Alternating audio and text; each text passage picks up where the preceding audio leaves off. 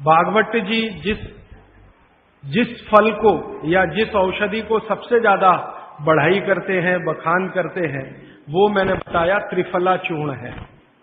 भागवत जी का ये कहना है कि पृथ्वी पर अगर कोई अमृत चीज है, अमृत तत्व है, तो वो ये त्रिफला है। त्रिफला में 3 फल है, आंवला है, बहेड़ा है, हरडे है। लेकिन जो महत्व की बात आपको समझने की है वो ये कि हर बहेड़ा आंवला इसको हमेशा 1, 2, 3 के अनुपात में ही उपयोग करें। भागवत जी ने त्रिफला उपयोग करने के लिए बोला है, लेकिन उसके साथ उन्होंने एक महत्व की बात जोड़ी है कि इसको अकेला कभी भी उपयोग ना करें, या तो इसमें गुड़ मिलाएं या तो इसमें शहद मिलाएं। अकेला उपयोग करना हो तो ज्यादा दिन ना करें, नहीं तो आपको कुछ कमजोरी सी महसूस होगी। ज्यादा दिन से मतलब 3 महीने के आगे ना करें। तो मैंने जो बताया, रात को अगर त्रिफला ले रहे हैं तो या तो आप दूध के साथ लें, पानी के साथ त्रिफला लेना माने अकेला त्रिफला लेना, ऐसा माना जाता है। दूध के साथ अकेला नहीं है, गुड़ के साथ अकेला नहीं है, और शहद के साथ अकेला नहीं है। त्रिफला में तीनों के बारे में मैंने कल थोड़ा थोड़ा आपको बताया था। ऐसे ही भागवत जी कहते हैं त्रिफला जैसी ही एक वस्तु है, त्रिकटु है। फिर ऐसे कर करके उन्होंने पूरी 108 की सूची बताई है। अब मैं उसको विस्तार में नहीं जाना चाहता, क्योंकि थोड़ा समय कम पड़ रहा है मेरे पास, और मुझे आगे की कुछ बातें जो छूटी हुई हैं वो बतानी है। त्रिफला जैसी कुछ वस्तुओं के बारे में मैंने कल कहा था, जीरे के बारे में कहा था, आपको थोड़ा हींग के बारे में कहा था, अजवाइन के बारे में कहा था। ऐसे ही अपने घर में एक बहुत अच्छी चीज है जिसके बारे में मैं कल छूट गया बोलना, लेकिन बोलना जरूरी है, वो है मेथी का दाना। भागवत जी कहते हैं कि अपने रसोई में आंवला, हरडे, बहेड़ा, इन तीनों के बाद कोई अच्छी चीज है तो अजवाइन, फिर उसके बाद बोला तो जीरा, फिर उसके बाद बोला तो हींग, और उसके बाद फिर वो बोलते हैं सबसे अच्छी चीज है मेथी का दाना। इस मेथी के दाने के बारे में इसकी जो विशेषता है मेथी की, ये वात नाशक है और कफ नाशक है। वात और कफ 2 बीमारियों को जड़ से खत्म करने की शक्ति इस मेथी में है। मेथी पित्त को बढ़ाती है, वात को कम करेगी, कफ को कम करेगी, पित्त को बढ़ाएगी। इसका मतलब ये हुआ कि मेथी उपयोग अगर आप करते हैं तो वात की बीमारियां खत्म हो जाएंगी पूरी तरह से, और कफ की बीमारियां खत्म हो जाएंगी पूरी तरह से। पित्त की बीमारियां बढ़ सकती हैं क्योंकि मेथी पित्त को बढ़ाती है। तो जिन लोगों को पित्त की बीमारी पहले से है, उनके लिए विनती है कि वो मेथी का उपयोग ना करें। जिनको पित्त की बीमारी पहले से है वो मेथी का उपयोग ना करें। पित्त की बीमारी आप समझते हैं, एसिडिटी होना, हाइपर एसिडिटी होना, अल्सर होना, पेप्टिक अल्सर होना, मुंह में पानी आना, खाने का हजम नहीं होना, खाना खाने के 2-3 घंटे बाद भी खाने का टेस्ट मुंह में रहना, डकारे आना वगैरह वगैरह, हिचकी आना, ये ज्यादातर पित्त से जुड़ी हुई बीमारियां। तो मेथी के लिए भागवत जी कहते हैं कि पित्त के रोगी छोड़कर वात और कफ के रोगी इसको भरपूर मात्रा में ले सकते हैं। अब वात की बीमारियां अगर आपकी हैं, घुटने दुखना, कमर दुखना, कंधे दुखना, जोड़ों का दर्द, मेथी का उपयोग जरूर करें, जरूर करें। अब आप पूछेंगे जी मेथी का उपयोग करने का तरीका बहुत सरल बताया भागवत जी ने कि रात को 1 गिलास गुनगुने पानी में या गर्म पानी में 1 चम्मच मेथी दाना डाल दें, रात भर उसको रखें, सुबह उठकर मेथी दाने को चबा चबा के खाएं। चबा चबा के खाने का महत्व बहुत है। कई लोग मेथी की फंकी लेते हैं, पिसा हुआ मेथी होता है ना, उसकी फंकी लेते हैं, लेकिन फंकी का महत्व इतना नहीं है जितना चबाकर खाए हुए मेथी का है। क्यों? कारण उसका यह है कि जैसे ही मेथी आप चबाते हैं, लार बनना बहुत तेजी से शुरू होती है, क्योंकि मेथी का जो स्वाद है ना वो कटुक है, कषाय स्वाद है उसका। तो उस स्वाद की कोई भी चीज आप चबाएंगे बहुत तेजी से लार बनेगी, और वो लार मैंने आपको पहले ही बता दिया है आपके जीवन के लिए बहुत ही महत्वपूर्ण और उपयोगी है। इसलिए मेथी दाने को चबाकर खाने का असर बहुत गहरा और बहुत अच्छा होता है। तो आप मेथी दाना नियमित रूप से अपने घर में रखें, रसोई में रखें, उसका उपयोग करें। इस मेथी दाने के लिए एक बात वैसे मैंने महसूस की है, हमारे ज्यादातर घरों में अचार जितने भी बनते हैं सब में मेथी होती है, ज्यादातर। तो आप बागवट जी की बात अगर मानते हैं और सुनते हैं तो जो भी अचार में मेथी है वो अचार नहीं है, औषधि है, दवा है। माने आप कभी भी अपने जीवन में ऐसे अचार खाने से परहेज ना करें जिसमें मेथी है। मेथी है तो जरूर खाएं, वो चाहे आम का अचार हो, चाहे कोई भी दूसरा नींबू का हो, या जो भी अचार आप डालते हैं, अगर मेथी है तो जरूर उस अचार को आप खा सकते हैं। कुछ अचारों में मेथी के अलावा ये भी होती है, अजवाइन होती है। अगर अजवाइन है तो आप जरूर अचार खा सकते हैं, क्योंकि महत्व की बात जो आपको मैं समझाना चाहता हूं वो ये कि किसी भी अचार पर, किसी भी फल पर औषधियों का असर फल से ज्यादा होता है। जो विज्ञान की बात है वो ये कि आपने अचार डाला, तो मान लो आम का फल था, आम के फल का अचार डाला, अब इस पे मेथी पड़ गई या इस पे पड़ गया ये अजवाइन पड़ गई, तो अजवाइन और मेथी दो ऐसी औषधियां हैं जो दूसरे के प्रभाव को बहुत कम और अपने प्रभाव को बढ़ा देती है। तो कई लोग ऐसा घबराते हैं ना, मुझे अचार खाना तो अच्छा लगता है लेकिन खा नहीं सकता क्योंकि मुझे ऐसी तकलीफ है। मैं आपको ये कहना चाहता हूं कि अगर मेथी पड़ी हुई है किसी भी अचार में और आप वात के रोगी हैं या आपको कफ की तकलीफ है तो बेझिझक वो अचार खाइए, तो अचार के साथ मेथी जाएगी। और अचार में पड़ी हुई मेथी का असर पानी की मेथी से कई गुना ज्यादा हो जाता है। मैंने जो मेथी आपको बताई वो पानी में रात को डाल के सुबह खाना, इसका जितना असर है, लेकिन अचार में डाली हुई मेथी का असर इससे कई गुना ज्यादा है, क्योंकि अचार में ये मेथी 5-6 महीने साल भर पड़ी रहती। मेथी के बारे में बागवट जी कहते हैं कि तेल में मिलाकर अगर आपने इसको रख लिया तो बात वही है कि अचार में तो तेल भी है, बिना तेल के अचार नहीं है। अब मेथी उसमें डल गई तो आप समझ लीजिए कि इसकी शक्ति जो काम करने की है वो 20 गुनी ज्यादा होती है, कम से कम 20 गुनी ज्यादा होती है। तो इसलिए अचार में पड़ी हुई मेथी जितनी पुरानी होती जाएगी आपको उतनी ही लाभकारी है। और ठीक यही बात उन्होंने अजवाइन के लिए लिखी है कि अजवाइन अचार में पड़ गई है तो आप समझ लो कि वो बहुत गुनी बढ़ गई है।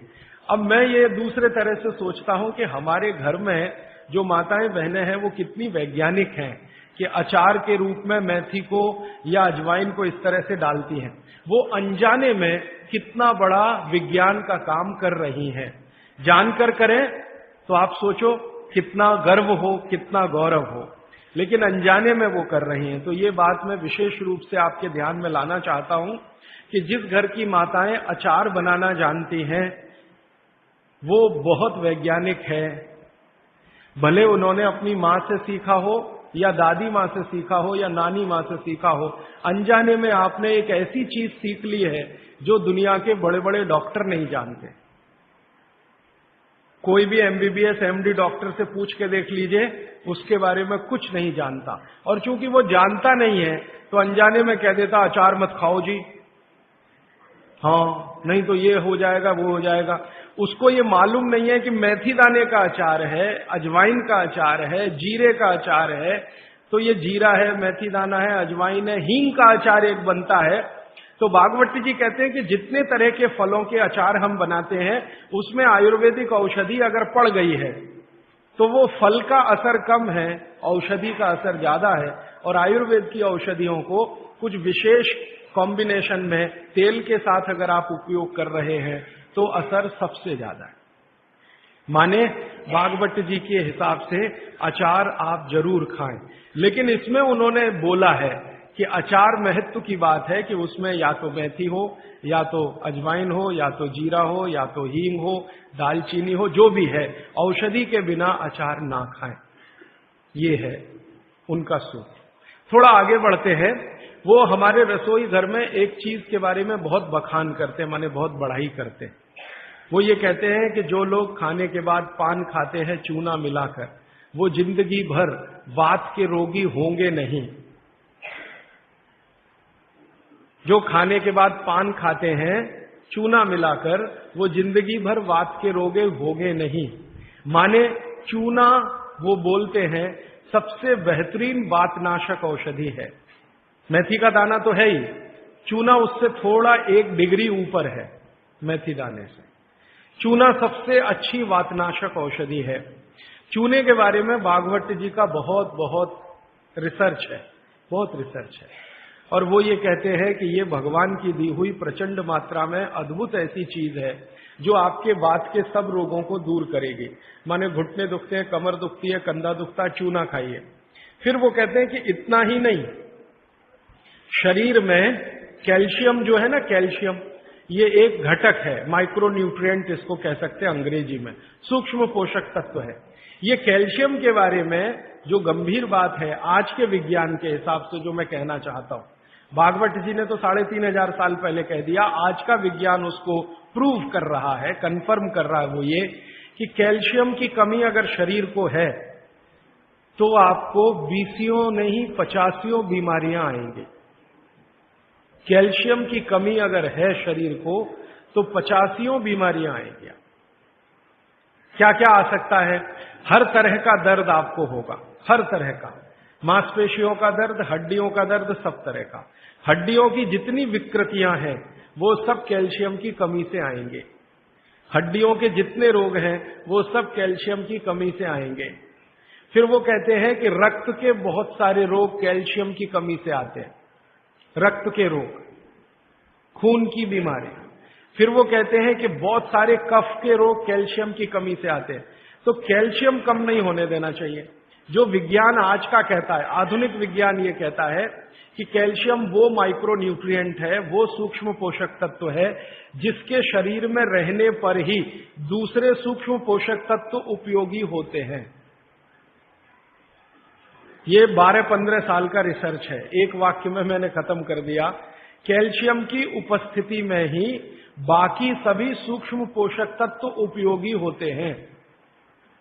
इसका मतलब यह है कि अगर आपको शरीर में विटामिन सी का असर देखना है तो कैल्शियम चाहिए, विटामिन ए का असर देखना है तो कैल्शियम चाहिए, विटामिन बी का असर देखना है तो कैल्शियम चाहिए, अगर विटामिन डी का असर देखना है तो भी कैल्शियम चाहिए, विटामिन के का असर देखना है तो भी कैल्शियम चाहिए, प्रोटीन अच्छे से आपके शरीर को काम में आए तो कैल्शियम चाहिए, कार्बोहाइड्रेट ठीक से आपके शरीर को मदद करे तो कैल्शियम चाहिए, फैट्स आपके शरीर में डिसॉल्व होते रहें और जहां जरूरत है वहां लुब्रिकेशन में मदद करते रहे तो कैल्शियम चाहिए। माने समझ लीजिए कि कैल्शियम अगर नहीं है तो शरीर में सब कुछ बीमारियां आने ही वाली है। इसलिए कैल्शियम की उपलब्धता शरीर को होनी ही चाहिए। अब इसके बारे में भागवत जी कहते हैं, आधुनिक विज्ञान ने अभी प्रूव किया, भागवत जी पहले ही कह गए कि हमारे शरीर की 40 वर्ष की उम्र तक, 40 से 45 वर्ष की उम्र तक जो कुछ भी हम खा रहे हैं इसी में से हमको कैल्शियम मिलता रहता है। सबसे ज्यादा कैल्शियम आप जानते हैं दूध में है, दूध, फिर दूध के बाद दही, दही के बाद मट्ठा, मट्ठे के बाद मक्खन, मक्खन के बाद घी, इन सब में भरपूर कैल्शियम है। फिर आपने खाया संतरा, मौसम्मी, नारंगी, अंगूर, द्राक्ष, जो भी खट्टे फल, आम वगैरह वगैरह, सब में कैल्शियम भरपूर मात्रा में है। फिर सबसे ज्यादा कैल्शियम फलों में माना जाता केले में है। केला भरपूर खाना चाहिए क्योंकि कैल्शियम का सबसे बड़ा भंडार है और आसानी से हजम होता है। तो ऐसे जो फल हैं इनका जो कैल्शियम है ये 40-45 साल तक हमें आसानी से मिलता रहता है, क्योंकि शरीर की जो बायोकेमिस्ट्री है 40-45 साल तक एकदम दुरुस्त और तंदुरुस्त रहती है। जठर अग्नि भी तीव्र रहती है, बाकी सब फंक्शन ठीक है। लेकिन जैसे ही 45 की उम्र खत्म होती है, माताओं को ये बात विशेष रूप से कह रहा हूं, बहनों को, माताओं को, जैसे ही आपकी 45 की उम्र पूरी होती है और आपका मेंसेस साइकिल बंद होता है, मासिक धर्म आपका बंद होता है, उसी समय आपको कैल्शियम हजम होना कम होना शुरू होता है।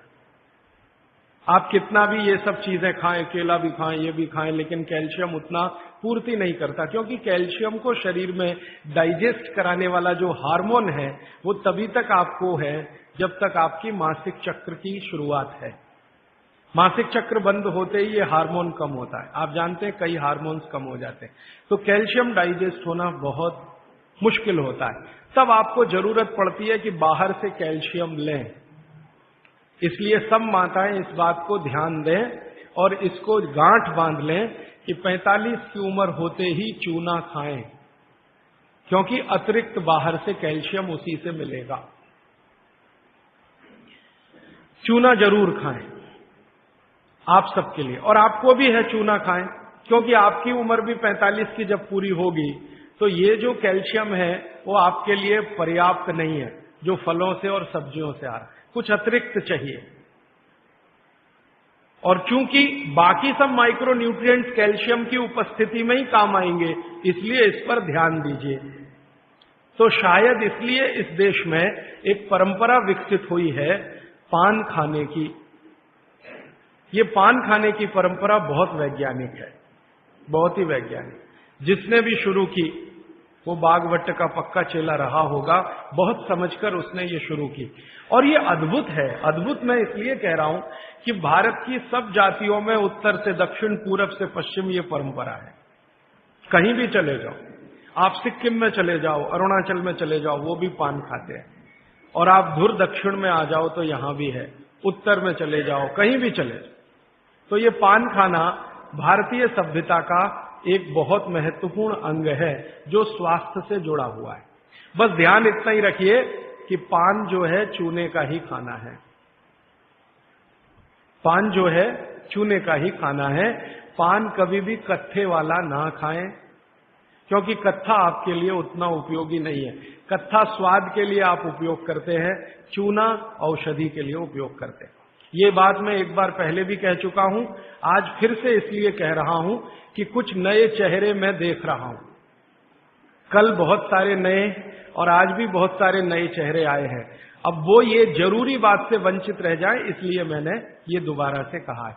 तो आपके रसोई में मेथी दाना हो गया, चूना हो गया, पान हो गया, फिर पान के बाद आपको जीरा, हींग वगैरह वगैरह, अजवाइन, ये सब हो गई। ऐसी कुल 108 औषधियां हैं। गरीब से गरीब आदमी की रसोई में ये औषधियां हैं, इनका भरपूर उपयोग करिए। एक औषधि के बारे में बागवट जी कहते हैं और भी महत्व की है, दालचीनी। दालचीनी के बारे में बागवट जी कह रहे हैं कि वायु के जितने भी प्रकोप हैं, जैसे दमा, अस्थमा, ये वायु की बीमारियां, अस्थमा, दमा, वात की बीमारियां वायु की, तो इनको खत्म करने में या समाप्त करने में या इन बीमारियों को ठीक करने में बड़ी मदद करता है दालचीनी। और दालचीनी के बारे में बागवट जी कहते हैं कि ये दमा, अस्थमा, इनको तो खत्म करेगा ही, वात के सब रोगों को खत्म करेगा, कफ के रोगों को भी खत्म करता है। कफ के रोग आप समझते हैं, खांसी है, सर्दी है, जुकाम है, मोटापा है, वजन बढ़ना, ये सब कफ के रोग हैं। तो इनमें भी दमा जैसी बीमारियों जितना असर है दमा पे, उतना ही इस पर भी है, कफ की। तो दालचीनी का भी उपयोग आप कर सकते हैं आपकी बीमारी के हिसाब से। दालचीनी आप सब जानते हैं, आसानी से आपको पहचान में भी आती है। बस उसका उपयोग करते समय ध्यान रखें कि ये ज्यादा उपयोगी है पाउडर के रूप में। कई बार मैंने देखा है भोजन बनाते समय हम दालचीनी का पत्ता डाल देते हैं या उसकी वो जो छाल जैसी है वो डाल, वो उतना उपयोग नहीं आता जितना पाउडर करके वो उपयोग में आता है। और दालचीनी के बारे में बागवती जी कहते हैं कि इसको अगर उपयोग कर रहे हैं तो आप गुड़ के साथ इसको खूब घिसिए, रगड़िए, ऐसे ऐसे ऐसे ऐसे खूब अच्छे से गुड़ मिले, फिर खाइए, फिर पीछे से थोड़ा गर्म पानी पीजिए, अद्भुत परिणाम। और अगर आप शहद ले सकते हैं तो शहद के साथ तो इसका मर्दन, मर्दन एक शब्द उन्होंने इस्तेमाल किया, मर्दन माने घिसना, रगड़ना।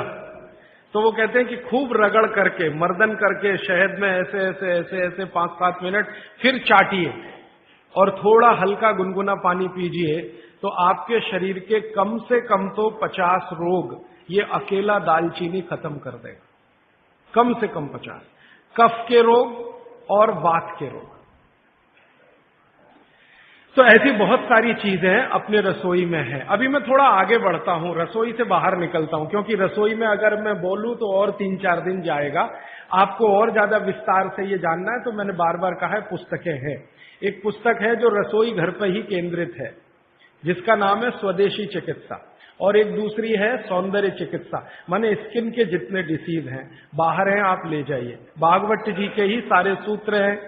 बस इतना ही हमने किया है कि भाषा थोड़ी सरल की है और उपयोग आप कर सकें आज के समय में, उस हिसाब से उस सूत्र को लिखा है। लेकिन जितने सूत्र हैं किताबों में वो सब परीक्षण करके लिखे गए।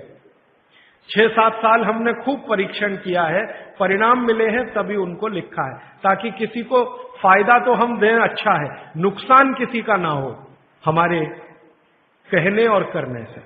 मैं थोड़ा आगे बढ़ता हूं। भागवत जी कहते हैं कि भगवान ने, प्रकृति ने हमको जो बहुत सारी चमत्कारिक चीजें उपलब्ध कराई हैं, भगवान ने या प्रकृति ने, उनमें से एक चमत्कारी चीज वो बोलते हैं गाय है। गाय, भागवत जी कहते हैं कि भगवान ने और प्रकृति ने जितनी चमत्कारी चीजें हमें उपलब्ध कराई हैं उसमें से एक है गाय। और गोमूत्र के बारे में वो बहुत बखान करते हैं। बखान शब्द आप समझते हैं, खूब प्रशंसा करना, खूब प्रशंसा करना। वो कहते हैं कि ये गाय का मूत्र अद्भुत है। अद्भुत, अद्भुत है मतलब वो ये कहते हैं कि वात पूरी तरह से खत्म करने की शक्ति इसमें है, कफ पूरी तरह से खत्म करने की शक्ति इसमें है, और पित्त के रोगों को भी खत्म करने की शक्ति है कुछ आयुर्वेदिक औषधियों के साथ। वात और कफ को तो ये अकेला ही खत्म कर देता है, पित्त को खत्म करने के लिए इसमें कुछ औषधियां मिलानी पड़ती हैं।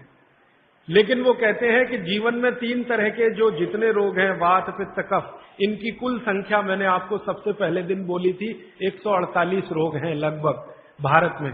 दुनिया की बात नहीं कर रहा हूं, सिर्फ भारत। तो भारत में वात, पित्त, कफ के कुल 148 रोग हैं। भागवत जी कहते हैं हर रोग को खत्म करने की शक्ति अकेली अगर किसी एक वस्तु में है तो ये गोमूत्र है। मेथी का दाना वात को कम करेगा, कफ को कम करेगा, पित्त को खत्म नहीं कर सकता, पित्त को कई बार बढ़ा देता है। कई लोगों को यह महसूस होगा मेथी दाना खाएं तो जलन ज्यादा होती है, गैस बनती है, मुंह सूख जाता है, तो आप समझ लो पित्त भड़क गया आपका। तो उन लोगों के लिए तकलीफ है।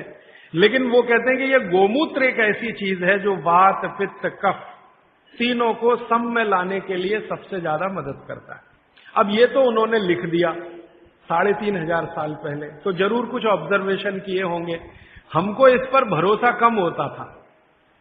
जब ये बात मैंने पहली बार पढ़ी तो भरोसा कम होता था कि क्या अद्भुत चीज बता रहे हैं वो, वात, पित्त, कफ तीनों को एक साथ सम में ला सकता है। थोड़ा सा मामूली हेरफेर करना पड़ेगा पित्त के रोगियों के लिए, बाकी के लिए तो कुछ नहीं करना। तो फिर हम लोगों को जब शक हुआ कि शायद ये इतना असरकारी नहीं हो सकता, तो गोमूत्र पर हम लोगों ने कुछ परीक्षण किए। हमारा एक बहुत बड़ा समूह है इस देश में, तो उसमें बहुत तरह के लोग हैं, वैज्ञानिक भी हैं, डॉक्टर भी हैं, वगैरह वगैरह। तो कुछ वैज्ञानिक और डॉक्टरों ने मिलकर कहा करके देख लो। भागवत जी कह रहे हैं तो हो सकता है जरूर इसमें कुछ गंभीर बात हो, करके देखो। तो जब करके देखना शुरू किया तो पिछले लगभग 5-6 वर्षों में गोमूत्र पर हजारों परीक्षण किए, हजारों। सबसे पहले तो उसका हमने केमिकल एनालिसिस कराया कि आखिर गोमूत्र है क्या। तो सबसे ज्यादा उसमें पानी है। पानी के अलावा क्या है? तो पता चला पानी के अलावा उसमें कैल्शियम है। तो पता चला पानी के अलावा उसमें सल्फर है। पानी के अलावा उसमें आयरन है। पानी के अलावा उसमें ऐसे जीवन के 18 सूक्ष्म पोषक तत्व हैं जो शरीर को बहुत ही उपयोगी है। पानी तो है ही गोमूत्र में, आपके भी मूत्र में पानी है, लेकिन पानी के अलावा उसमें बहुत कुछ ऐसा है जो आपके मूत्र में नहीं है, मनुष्य मूत्र में नहीं है। कैल्शियम है, आयरन है, सिलिकॉन है, बोरॉन है, Fe है, मैग्नीज है, मैग्नीशियम है, ऐसे 18 सूक्ष्म पोषक तत्व। अब मैं आपको पहले दिन की बात याद करा रहा हूं। ये 18 सूक्ष्म पोषक तत्व तो एक साथ अगर किसी चीज में है तो मिट्टी में है, मिट्टी, खेत की मिट्टी में, और दूसरी अगर किसी चीज में एक साथ है तो गाय के मूत्र में। दूसरी कोई भी चीज में अगर है तो गाय के मूत्र में। पहली चीज जिसमें है मिट्टी और दूसरी कोई चीज तो गोमूत्र। तो गोमूत्र का प्रयोग आप जरूर कर सकते हैं। ये जो संपूर्ण घटक वाली एक पेय पदार्थ है या द्रव्य पदार्थ है, इसके बारे में वो कहते हैं कि ये बहुत अच्छा है, चमत्कारिक है। तो हमको लगा कि करके देख लो। तो इसका पहले हम लोगों ने केमिकल एनालिसिस कराया। एक लेबोरेटरी में गाय का मूत्र डिब्बे में भर के दिया, शीशी में भर के, कि जरा देखो इसमें क्या है। तो 6 महीने के बाद, लगभग 8 महीने के बाद, लखनऊ एक शहर है भारत का जिसका बड़ा नाम है, बड़ा जिक्र है, उत्तर प्रदेश की राजधानी है। वहां पर एक बहुत बड़ी प्रयोगशाला है, उसका नाम भी बता दूं ताकि आप चाहें तो उनसे कंफर्म कर लें। प्रयोगशाला का नाम है CDRI, central drug research institute. Bharat में दवाओं पर, औषधियों पर काम करने वाली ये सबसे बड़ी संस्था है। तो इनके यहां सबसे पहला टेस्टिंग हुआ। शीशी में भरा गोमूत्र हमने दिया और 3-4 तरह के गोमूत्र दिए। एक तो वो जर्सी गाय होती है ना, जर्सी गाय, विदेशी गाय, उसका भी दिया, होलिस्टियन फ्रीजियन जाति की गाय का दिया, और जो भारत की गाय है, देशी गाय अपनी, उसका दिया। तो वैज्ञानिकों ने 6 से 8 महीना लगाया। फिर रिपोर्ट आई। रिपोर्ट के बाद पता चला कि शरीर की बीमारियों को खत्म करने के लिए जितने घटक चाहिए वो सब गोमूत्र में हैं, सबके सब है। अब जैसे मैं आपको नाम लेके कहूं, आपको त्वचा का कोई भी रोग हो गया त्वचा का, तो इसका माने आपके शरीर में एक घटक कम हुआ। घटकों की कमी से ही रोग होते हैं। वो घटक का नाम है सल्फर। एक केमिकल कम होता है जिसका नाम है सल्फर। जिनको भी स्किन डिसीज होंगी उनके शरीर में सल्फर कम हो जाएगा। ये है बात। अब गाय के मूत्र में भरपूर मात्रा में है सल्फर, भरपूर। तो हम लोगों ने क्या किया कि ये त्वचा रोग वालों को इकट्ठा करके, सल्फर चाहिए तो सल्फर हम चाहें तो होम्योपैथी में दे सकते थे उनको, सल्फर चाहे तो आयुर्वेद में भी दिया जा सकता था। हमने ना होम्योपैथी में दिया ना आयुर्वेद में दिया। उनको कहा भाई गोमूत्र में सल्फर है और आपको सल्फर की जरूरत है तो आप पी के देख लो। तो उनमें से कुछ ने पिया, कुछ ने नहीं पिया, कुछ को लगा कि कैसे पिए, इसमें वगैरह वगैरह बहुत सारी तकलीफें हैं। वो एक आदमी तो मुझे कहता था, राजीव भाई इतनी बास आती है, कैसे पी सकता हूं। और वो रोज 1 बोतल दारू पी लेता था, गोमूत्र पीने में उसको बास आती थी। तो मैं उसको समझाता था, भैया दारू की जो बास है उससे अच्छी तो ये है, लेकिन वो माना नहीं। खैर, जिन लोगों ने पी लिया, हमने देखा कि 1.25 महीने से ही उनके त्वचा का रंग बदलना और उनका जो रोग है वो बदलना शुरू हुआ। 3रे महीने तक आते आते संपूर्ण रोग ठीक। और क्या क्या रोग ठीक हुए? सोराइसिस ठीक हुआ, जो कभी ठीक नहीं होता, आप जानते हैं। एलोपैथी वाले तो कहते हैं सोराइसिस ठीक ही नहीं होता। सोराइसिस के बारे में वो कहते हैं कि आदमी मरे तो ठीक होता है, ये भाषा है डॉक्टरों। तो वो सोराइसिस ठीक हुआ। एक्जिमा तो इतने आसानी से ठीक हुआ कि बहुत ही आसान। खुजली, खाज, दाद, सब तरह के त्वचा रोग ठीक हुए। तो बात समझ में आई कि बागवती जी सही कहते हैं। फिर हमने इसका एक्सपेरिमेंट घुटने दुखने वालों पे किया। घुटने दुखते हैं, कमर दुखती है, कंधा दुखता है, और देखा कि रिजल्ट बिल्कुल सही है। 15 से 20 दिन में ही असर है। फिर हमने इसका प्रयोग कफ वालों पे किया। खांसी है, सर्दी है, जुकाम है, 20-20 साल की खांसी है, 25-25 साल की खांसी है। अब आप जानते 20-25 साल की खांसी तो दमाई हो जाती है या तो टीबी में बदल जाती है। तो उसमें देखा तो इतना तीव्र असर है इसका कि अगर आप ट्यूबरकुलोसिस के किसी भी पेशेंट को सरकार का इलाज कराएं, आप खुद कर लेंगे एक्सपेरिमेंट, मैं तो 20 बार कर चुका। सरकार का इलाज आप जानते हैं, गोलियां, डॉट्स की गोलियां टीबी के मरीजों को देते हैं और कहते हैं हम फ्री में बांट रहे हैं। तो एक आदमी को आप बोलो कि डॉट्स खाए और इलाज कराए, और दूसरा ऐसा ही आदमी पैरेलल ले लो जिसको टीबी है, अस्थमा है, दमा, उसको को नहीं तुम सिर्फ गोमूत्र पियो और कुछ मत करो। फ्रेश गोमूत्र माने फ्रेश, जो ताजा। तो आप देखेंगे कि वो डॉट्स की गोली खाने वाले को 4 महीने से 6 महीने लगेंगे और ये गोमूत्र पीने वाले को 1.25 महीने से 2 महीना ही लगेगा और ठीक होगा। और ये एक बार ठीक हुआ गोमूत्र पी के, इसको दोबारा टीबी नहीं आएगी, क्योंकि गोमूत्र बीमारी ही ठीक नहीं करता, प्रतिरोधक शक्ति इतनी बढ़ा देता है कि वो बीमारी भविष्य में दोबारा ना आए। तो समझ में आया कि बागभट्ट जी तो कुछ गलत नहीं बोल गए, सही। फिर हमने और एक एक्सपेरिमेंट किए कि जिनको डॉट्स दी जा रही है, ऐसे कुछ मरीज एम्स में हमने चिन्हित किए। ज्यादा एक्सपेरिमेंट हमने एम्स के डॉक्टरों की मदद से किए। तो ऑल इंडिया इंस्टीट्यूट के कुछ मरीज जिनको डॉट्स दी जा रही है, नियमित रूप से टीबी के लिए वो आते हैं, उनको शीशी में भर भर के ये दे दिया, और ये नहीं कहा कि ये गोमूत्र है, क्योंकि कहो तो खाएं नहीं और पिए नहीं। उनको कहा ये बहुत अच्छा सिरप है, आप इसको पीते रहो। अब वो आते थे, शिकायत करते थे कि ये कैसा सिरप है, इसमें कुछ बास सी आती है, दूसरे सिरप तो मीठे मीठे लगते हैं कि भाई ये सिरप